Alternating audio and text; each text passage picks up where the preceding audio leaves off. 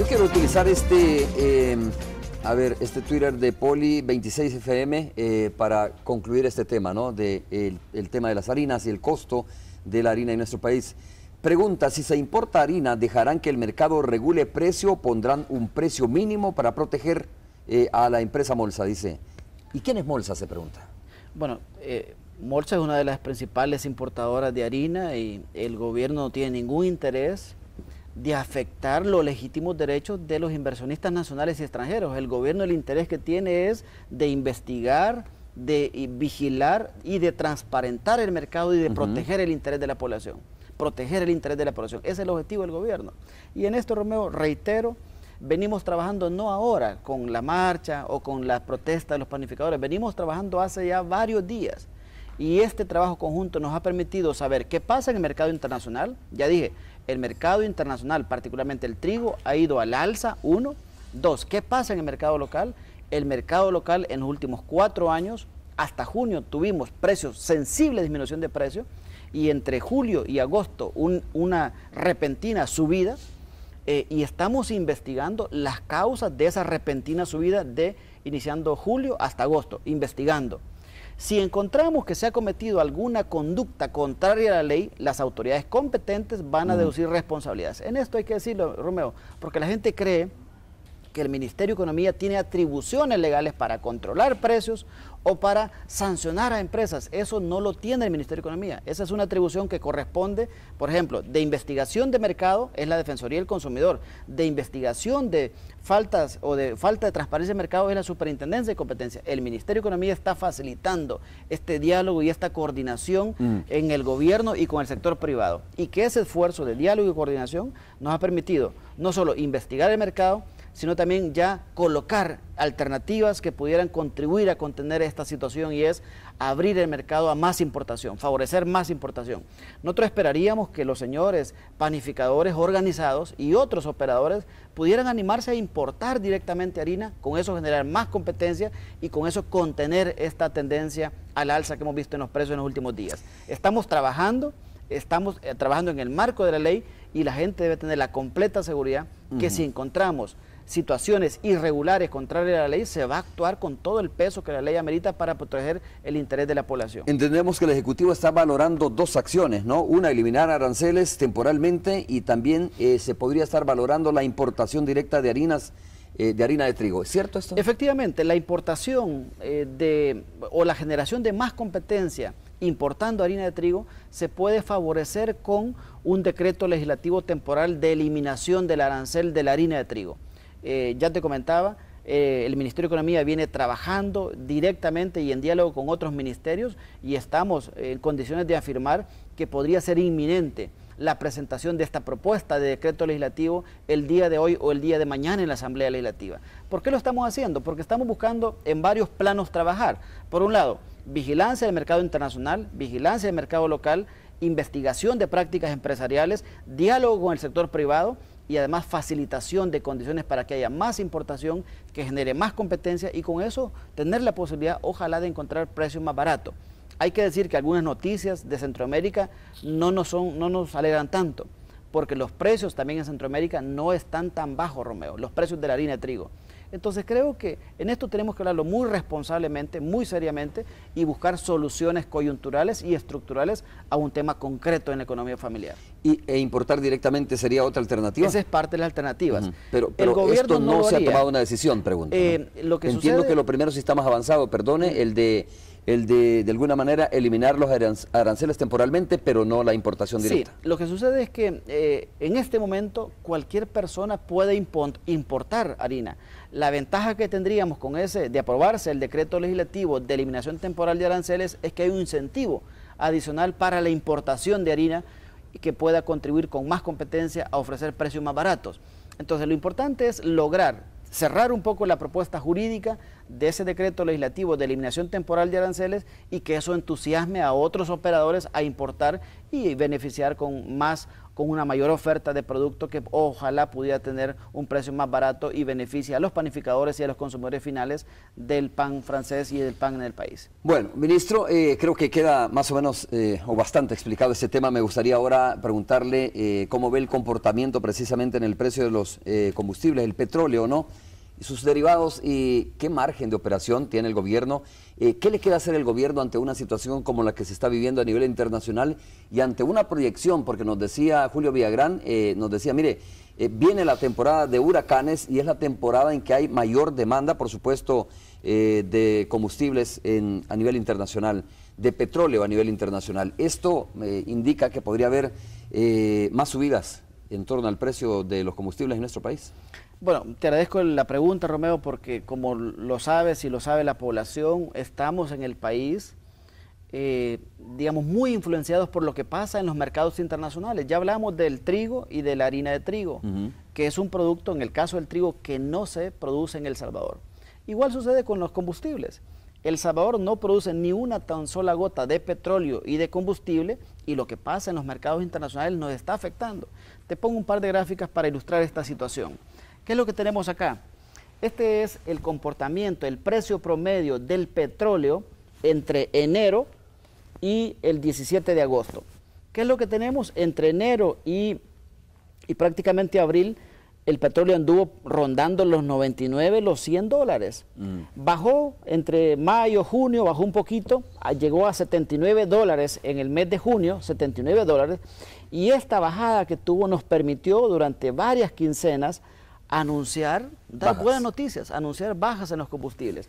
Pero sabemos que a partir de julio empezó a subir, valía 79 dólares el barril, ahora al 17 de agosto llegó a un precio promedio de 91 dólares.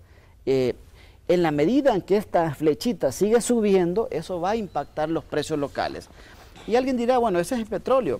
¿Qué pasa con los derivados? Los derivados son combustibles. A nivel internacional hay precios de combustibles y de diésel. Pues la situación es prácticamente parecida. Este es un gráfico un poco de más tiempo. Este gráfico empieza en agosto 2011, que es esto, y termina en agosto 2012. ¿Qué es lo que tenemos? Que entre el 27 de junio, que está acá, el rojo es la gasolina super, precio internacional, el color moradito es la gasolina, es el diésel, y el verde es la regular. Esto es 27 de junio. Los precios estaban bastante bajos a nivel internacional. ¿Qué ha pasado con la gasolina super? Entre el 27 de junio y el dato del 17 de agosto ha subido 60 centavos, Romeo. 60 centavos la gasolina super.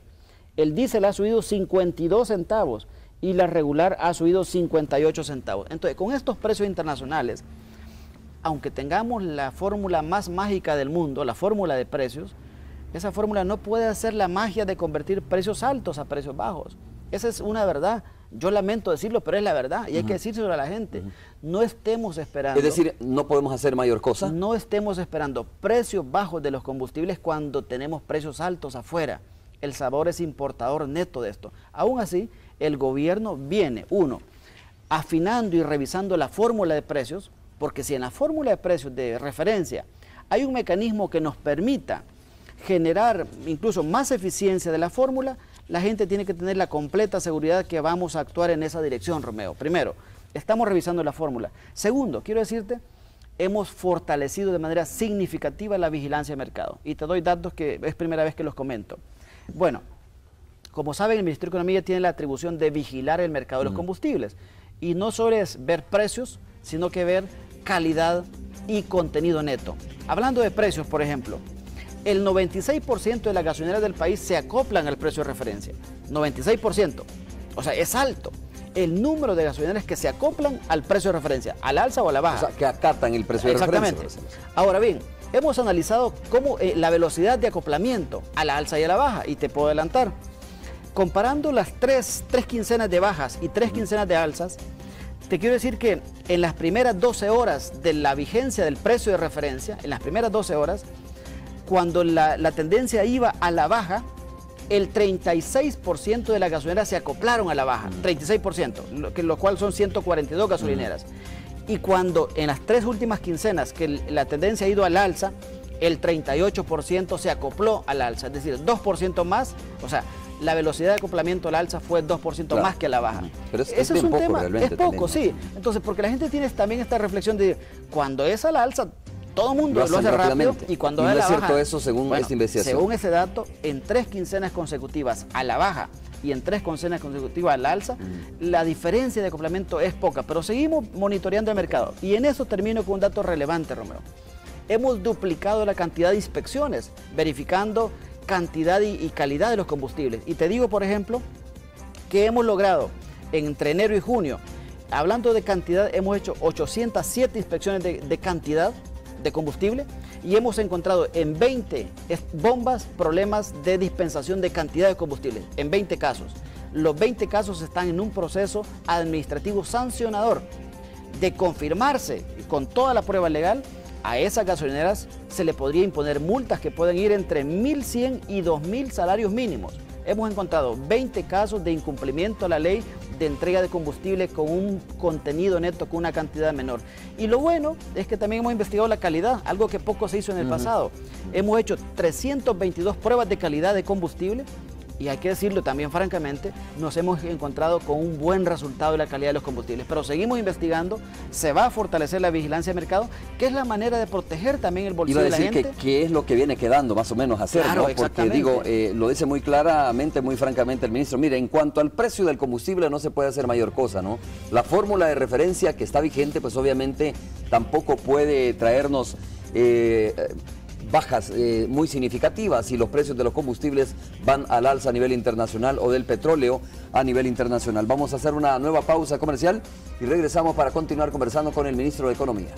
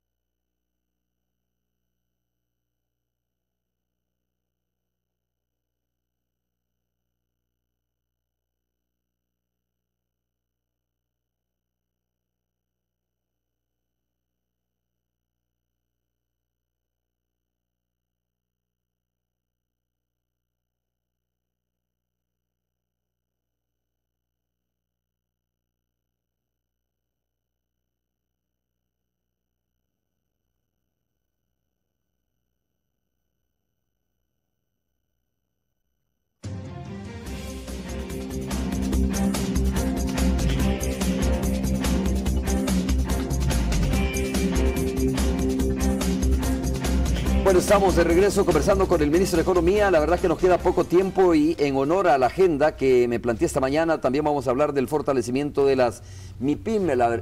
Hay que concluir quizás diciendo lo siguiente respecto al tema del mercado de los combustibles, que hay, me parece, bastante sinceridad en esto. Es decir, mire, lo que sí podemos trabajar bastante es la calidad del producto, vigilar la calidad del producto y que de alguna manera se puedan acoplar las estaciones de servicio a los precios o a la fórmula de referencia y por lo menos que le den la cantidad exacta de combustible cuando usted compra, pero poco se puede hacer en torno al precio de los combustibles, ¿no? Hay un actor ahí importante que es Alba Petróleos, ministro, si quiere concluimos este tema con este punto, que aparentemente iba a ponerle más competencia a este mercado de los combustibles e iba a obligar, digo, a las otras marcas a bajar el precio, ¿no? No sé si esto está surtiendo efecto, como decimos los salvadoreños. Bueno, primero hay que decir, Romeo, que estamos muy interesados en que haya más competencia en el mercado. Alba Petróleo, por lo que hemos visto, los precios han andado 4 o 5 centavos, en algunos casos abajo que las otras estaciones de servicio.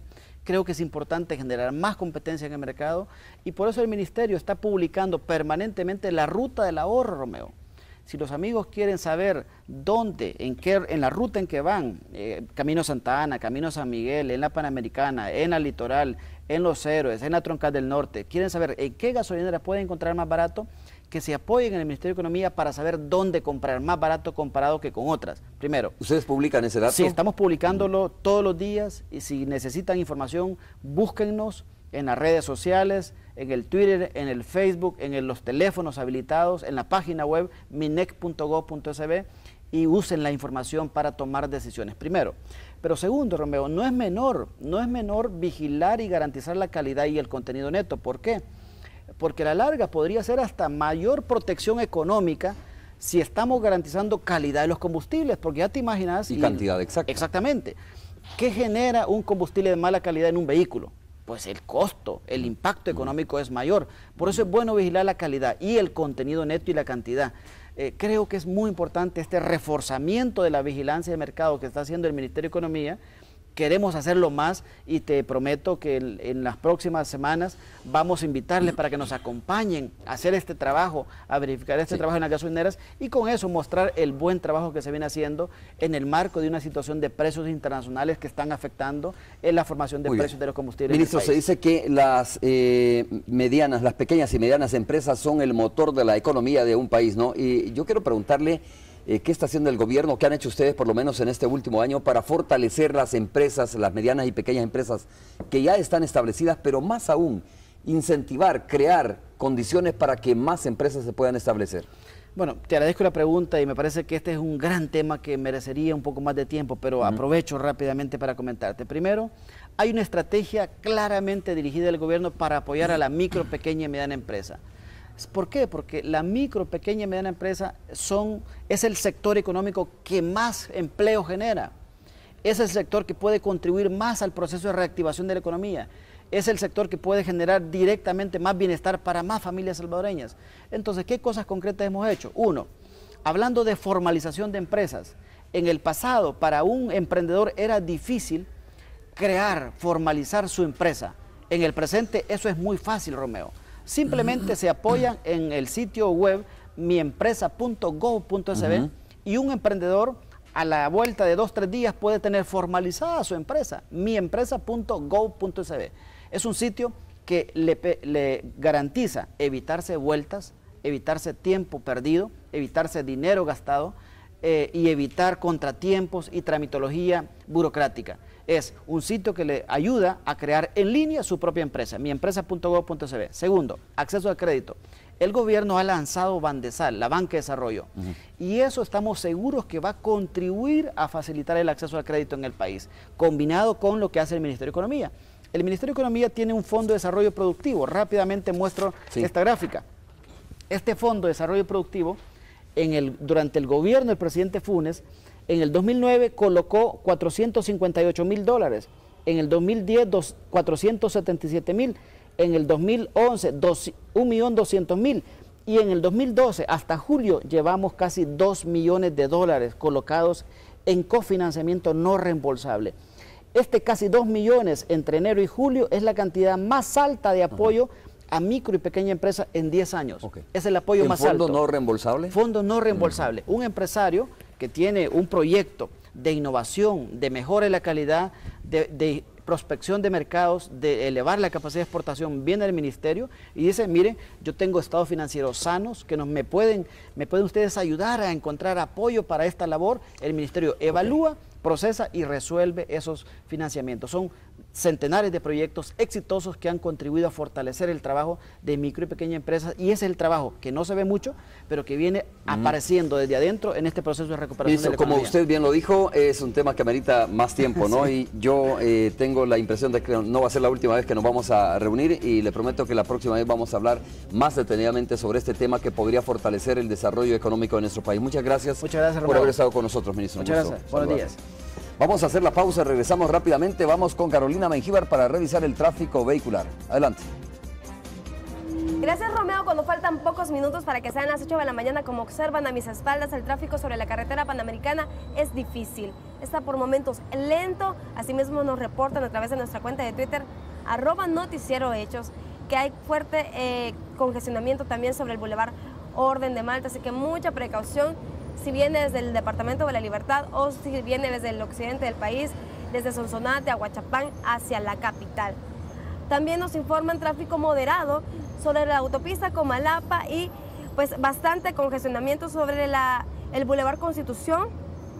Asimismo, que está difícil, nos recomiendan nuestros amigos de Alertux que utilicemos la Alameda Juan Pablo II para evitar tráfico, eso a raíz de un accidente de tránsito generado o ocurrido, ¿no?, en la primera calle Poniente. Y lo que ha sido noticia es el tráfico en el Boulevard del Ejército, eso a raíz de la marcha de los panaderos que están pues en estos momentos a la altura pues de Molsa, tengo entendido. Pero para conocer cómo está la situación en esa zona, nos enlazamos en estos momentos con nuestra compañera Isabel Melara. Adelante, Isabel. Buenos días, Carolina. Así es, nos encontramos siempre sobre el Boulevard del Ejército, donde está avanzando esta marcha de panificadores, exigiendo se les tome en cuenta lo que ellos están denunciando, que son alzas importantes en los precios de las harinas y los insumos básicos. Ha generado dificultades a lo largo del Boulevard del Ejército debido a que ellos vienen caminando hasta las oficinas de Molsa. Y hay que recordar que esta arteria es bastante transitada. El tráfico es bastante lento, pues ellos, a pesar de que están utilizando solo el carril que viene de Ilopango hacia San Salvador, han dejado libre uno de estos carriles, pero el tráfico es fuerte debido a que la carga vehicular a esta hora de la mañana es bastante difícil para ellos. También es importante que se tomen las vías alternas, porque está previsto que llegue o utilice también la Alameda Juan Pablo II en las próximas horas. Este es el informe que nosotros tenemos, Carolina. Regreso contigo. Bueno, ya escuchamos a nuestra compañera Isabel Melara. Como vemos, el tráfico bastante complicado sobre el Boulevard del Ejército. Tienen previsto, como ella mencionaba, luego retomar la marcha hacia la Asamblea Legislativa. Nos reportan de que hay tráfico moderado sobre la calle Aguascalientes, una de las alternativas en este caso, pero que está fluyendo y que está despejado por el momento el ex Boulevard Venezuela. Así que tome nota. Con esto nos vamos a una pausa comercial, pero regresamos con mucha más información.